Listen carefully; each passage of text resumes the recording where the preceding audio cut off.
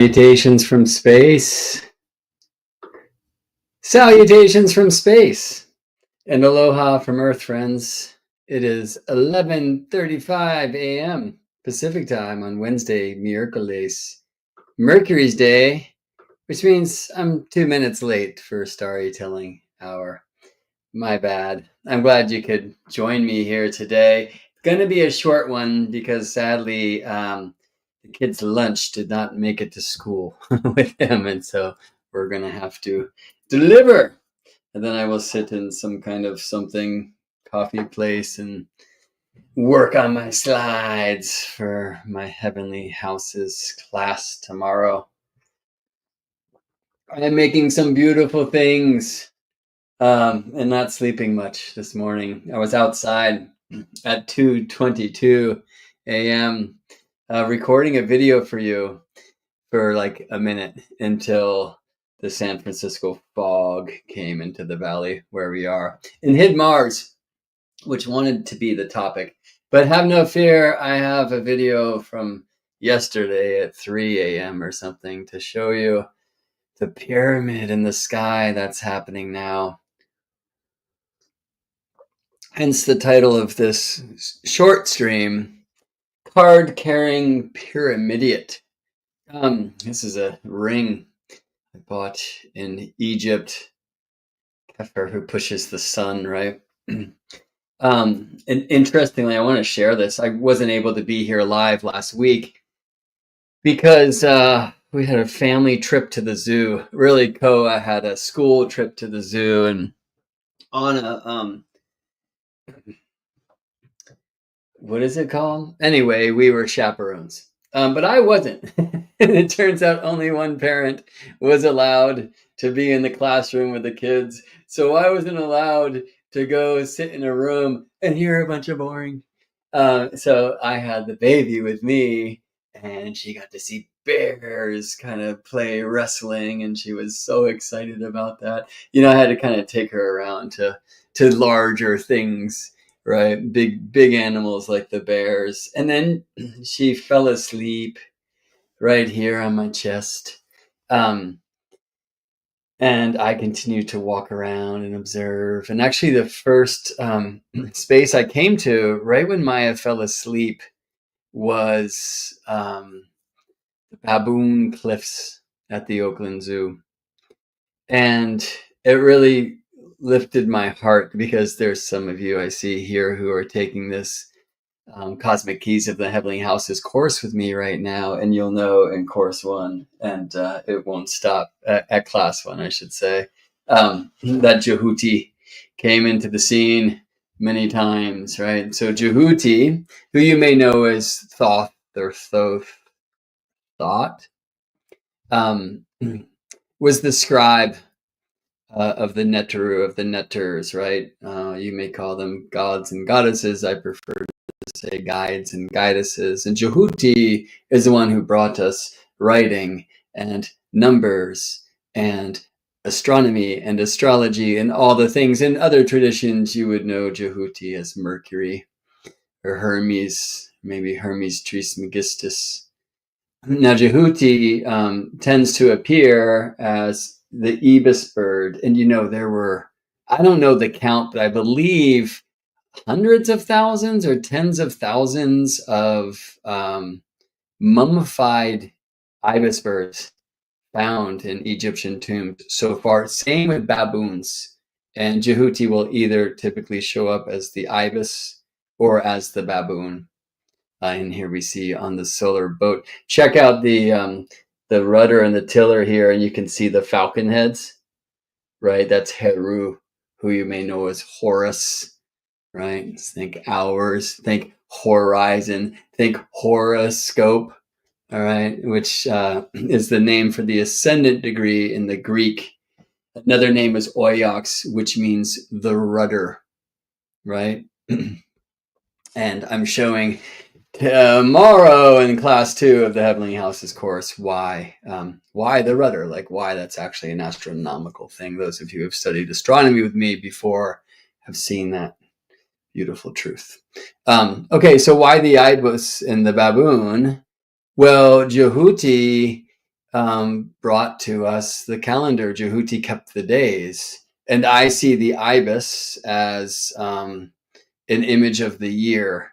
Why? Just like the sun, the ibis flies south for the wintertime. At least when we're looking from Kemet, the land we now call Egypt, or any other northern hemisphere place, right? Well, you know what, that would be true. Well, let's just say the ibis will fly away, right, at winter time. Then that would be true for southern hemisphere folks who get to experience the ibis as well. And I got to experience ibis at the Oakland Zoo. It turns out that they are one of 6 institutions that has a license to breed the Madagascar sacred ibis. So I got to spend some time with ibis. Maybe I'll bring up a video I took of the ibis there.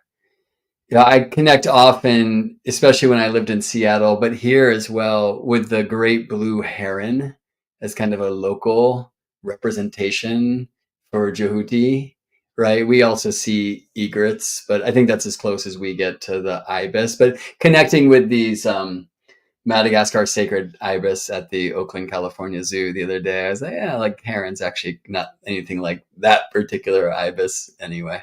All right. Well, why the baboon? The baboon, while the ibis, I'm sure, is an image of the year. You see, this is all about the solar boat, and we see Heru, okay? And also the eye of Horus. This is about the hours, the horizon, the sun, which rises on the horizon, and on we go.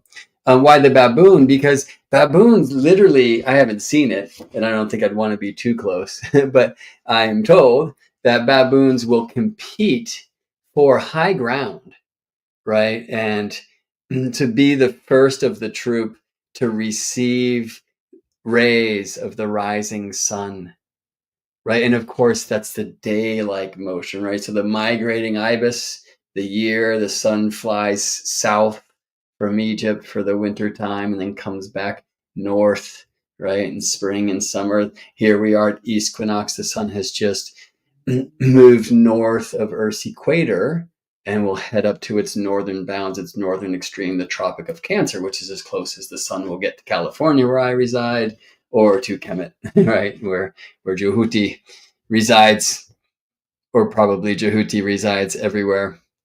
Okay, so ibis, the year, sun through the signs, baboon, sunrise, the day, sun through the houses, right? See if I can bring up these videos, because actually the video of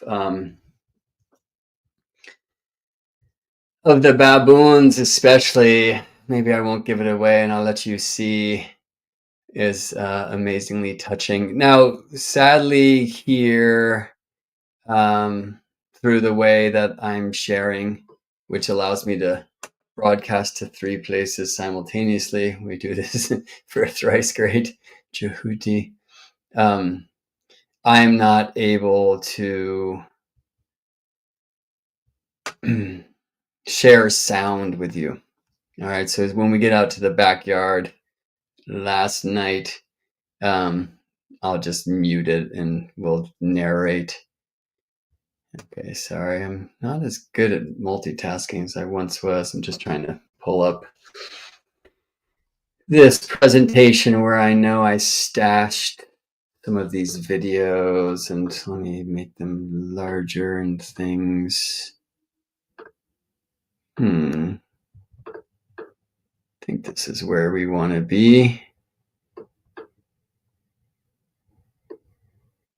One of those, one of these, just getting everything ready for your friends. I was going to share these in class last week. Those of you who were there know that there was certainly no time to spare.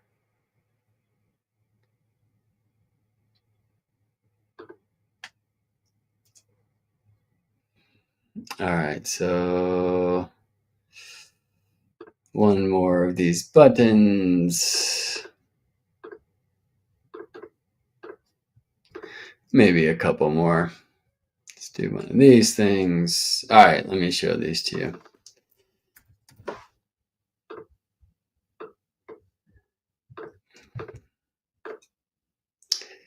Share screen, share all of it.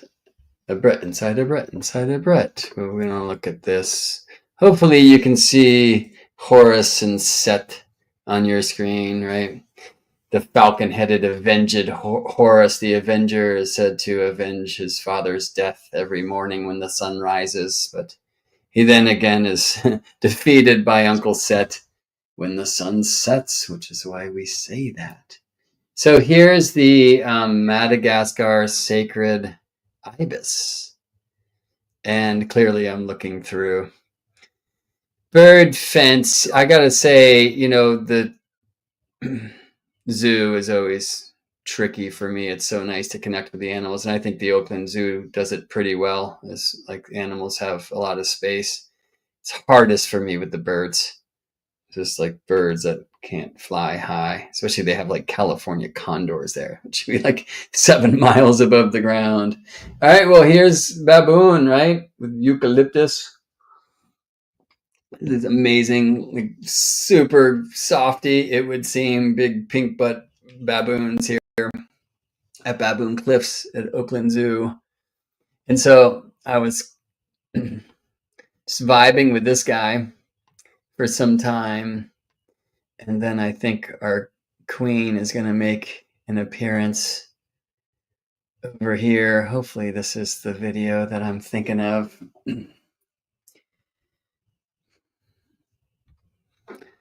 They probably are not sitting towards the sun. They're just sitting away from the humans, right, who are looking on.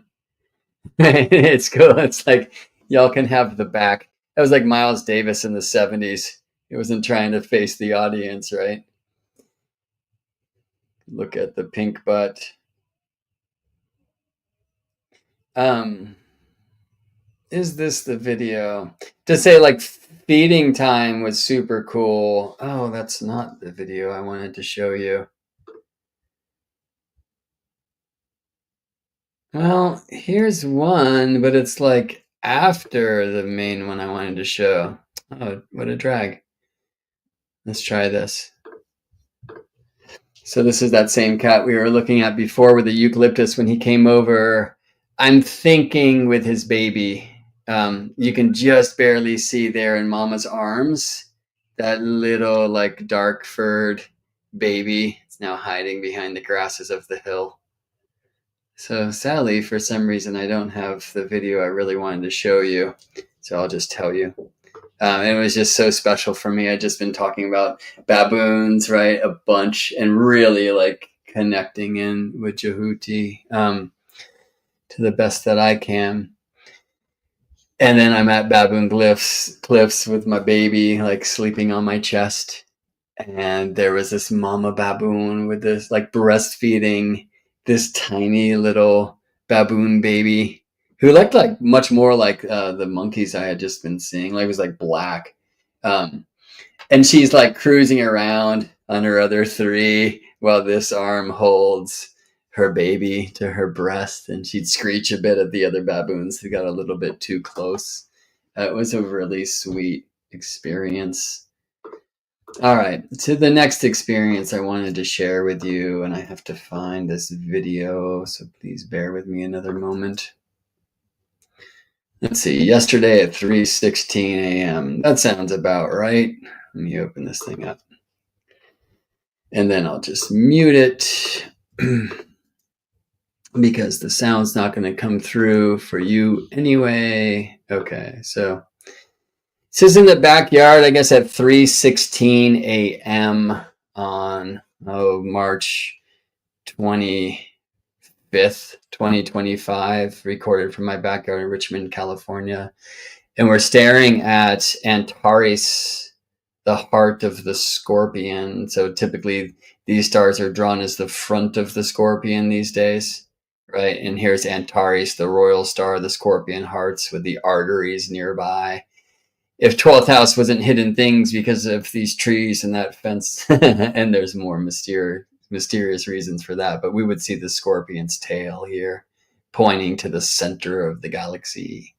The stars you see here are the Zubenels, which these days are shown as the fulcrum of the scales. And it's fun to trace that shape. I'm not sure if you can see my mouse. If you can, somebody please say so in the comments.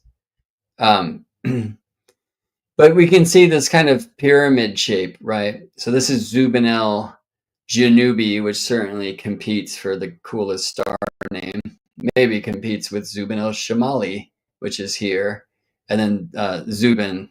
And these are three stars that these days typically are drawn as like the top of the scales with the balance hanging down this way.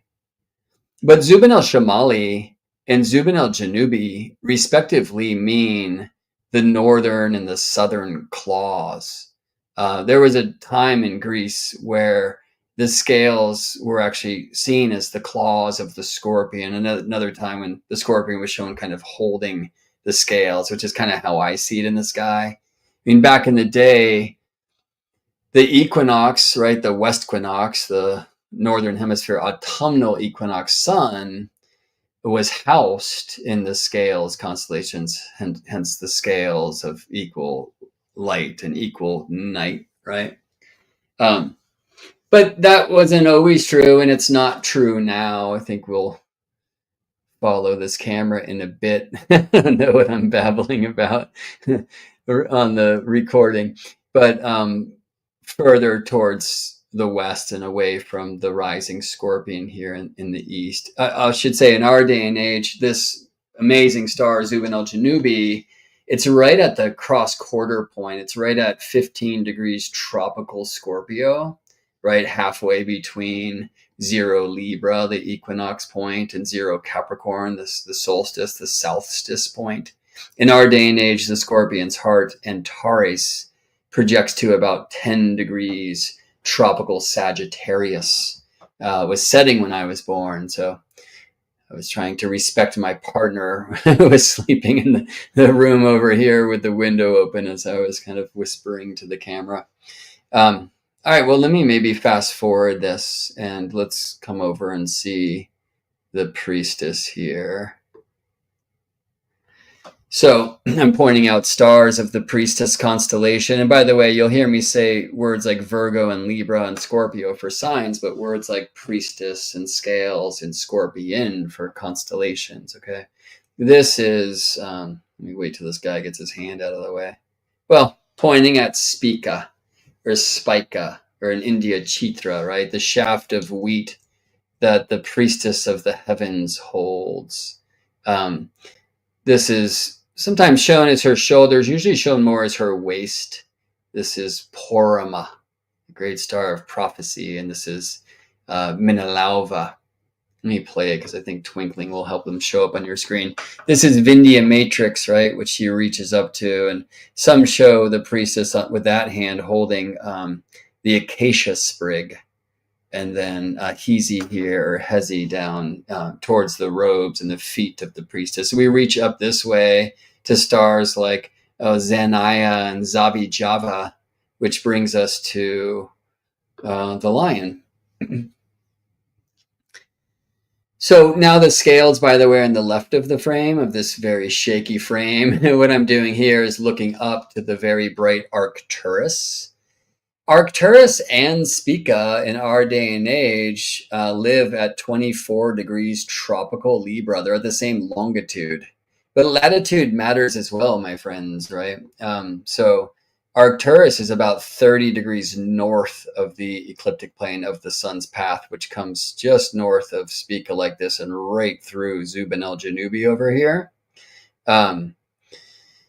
So while they're both, Spica and Arcturus are both at 24 tropical Libra, Arcturus is like 30 degrees away from the ecliptic, from the sun's path, from the heart of the zodiac, 30 degrees north, which appears in northern hemisphere skies to be higher than the sun would travel through those degrees, or the moon.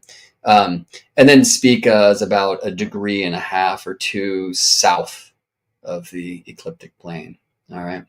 Let's move. Let's see what happens if we'll stop here. And now we're looking at the lion. This is the lion's heart that I'm pointing to, and now I'm pointing out the lion's head in the sickle shape, which is an asterism within the lion constellation. The heart of the lion, Regulus, said to be the most of the four royal stars, right? Now the haunches, Zosma and Chirton, and then Deneb Ola. Deneb means tail, Deneb Ola, the tail of the lion. Imagine at some point I'm just going to fix this tripod. Yeah, cool, because this is what I really wanted to focus on today and spend a little bit of time with you. So now we're seeing the sickle of the lion. We're really not seeing the crab. These are the two asses stars. I'm not even sure if they'll come through the video for you, but Acilius borealis and Acilius australis, some say the two asses are the donkeys and that this is the manger, and there's all kind of Christian symbolism there, but it's very hard to see the crab. It's hard to see through water, right? Well, now this plane is going to actually fly right through the crab constellation and approach this pyramid that we're looking at in the west. And this is kind of what I wanted to share with you today is this amazing pyramid shape, courtesy of Mars, right? So these are the twins. This is Castor and Pollux, right? So the heads of the Gemini twins, though, again, I'll say twins because I like to preserve the word Gemini for signs. And in our day and age, the twins reside in late degrees of tropical Cancer, where Mars is visiting now, has been, because Mars has had this whole retrograde loop, right? And so Mars is currently making triplets with the twins and creating this pyramid shape. Well, I've been tripping on Egypt, as I said before, and I'm a card-carrying PyramIdiot. Like, I'm very fascinated by the pyramids around the world, maybe especially the Great Pyramid of Giza, which I've now had the fortune to walk within once. Hope to return. And I imagine most of you have seen in the news, right, in the alternative news, this Italian team who's been showing the computer simulations from these scans that they've been performing, like beneath the bedrock of the Giza Plateau, right? I mean, it's crazy. If you haven't, go look at it. I mean, it's like 2 kilometers deep in these things that either look like maybe stairways around these huge columns or maybe like batteries. There's been many folks who over time have suggested that perhaps the pyramids of Giza, maybe not only those, were actually like energy devices working with Earth energy.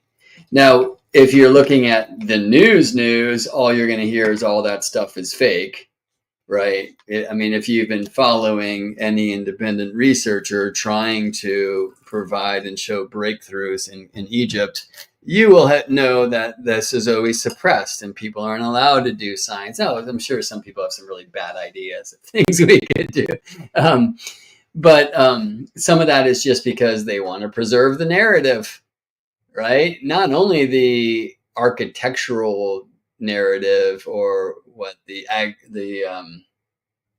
archaeological narrative, but the anthropological narrative, the narrative of the history of our species, right? So, I mean, people often revert to, well, we couldn't build these pyramids today with modern tools, so it has to be ancient aliens. It might just be that human beings were of a whole different technological ability, or of a different type of technology, like way back in the day. So I'm fascinated that while there's this information coming out about the pyramids, or not coming out about the pyramids, depending on your faith, we have Mars in Cancer in fall, making a pyramid with the twins. I mean, we might combine twins and kind of the Gemini-ish information, right? And then Mars in Cancer, where Mars is said to be in fall, and this might be the falling of our cultural beliefs, if we allow ourselves to actually look into this and learn more about it. Yeah, I had a friend who was studying for a PhD in archaeology 10 years ago, maybe. And I asked her what she thought about Göbekli Tepe, right? In Turkey and the Syrian border. And she was like, what's that? Like, what? Like, this is the most important archaeological discovery in decades. I mean, I don't know how long, but it clearly like just blows up the idea that back then we were only like hunter gatherers, right? And so, of course, she couldn't learn about it in a PhD program because we have to continue to promote what we know to be true instead of actually diving into the evidence and allowing ourselves to have our beliefs completely blown up. Well, anyway, so I love that Mars is in this pyramid now. I think next time we connect, maybe it'd be a little bit longer. I'll go back to this image because I want to show you how we won't ever see it again. And actually, with that, I really encourage you to get out and be with Mars and the twins now. They're completely visible in the sunset sky. If you're in the northern hemisphere, very high after sunset, when the sky gets dark, you'll see Jupiter with Aldebaran, the eye of the bull, now at 10 degrees Gemini. You'll see the Pleiades, one of those stars for whom my daughter is named. You'll see Mars with the twins making triplets in pyramid shape. It's been so amazing to track this Mars loop with Mars retrograde and now direct, because Mars has made all of these different beautiful kind of triangular geometries with the twins. Ellie, I see you asking, has anyone seen Venus in the morning sky yet? I would have been first to if I wasn't a daddy. Maya and I actually walked to a place up the road where maybe Venus would first be visible.